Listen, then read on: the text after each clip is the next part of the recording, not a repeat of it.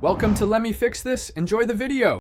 You start by making sure the project frame rate and timeline are fixed, because timing errors later are hard to fix. Import the song and all footage into the media pool and drop the song onto an audio track. Enable visible waveforms and zoom so beats are clear. This helps you place markers precisely.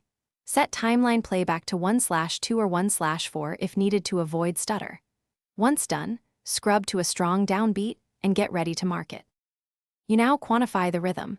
Play the track and tap or press M on every downbeat, labeling primary beats as 1 for repeats. This gives a grid you can trust. If you know the BPM, calculate bar length with 60 divided by BPM times beats per bar to confirm spacing. Use Resolve's audio analysis or a tap tempo tool to cross-check.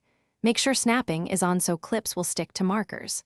Once done, trim clip and points to land on those markers for rhythmic cuts. You finish by cutting your montage clips to the beat markers and using ripple delete so gaps don't break timing. Use dynamic trim and nudge one frame at a time to make hits lock precisely where the waveform peaks are. Add speed ramps or reverse moments where impact is needed and preview in real time. Lower playback resolution if you need smoother scrubbing. Finally, render at the project frame rate and check final audio/video alignment. If something drifts, recheck markers, frame rate. Thanks for watching. If you found this helpful, don't forget to like and subscribe.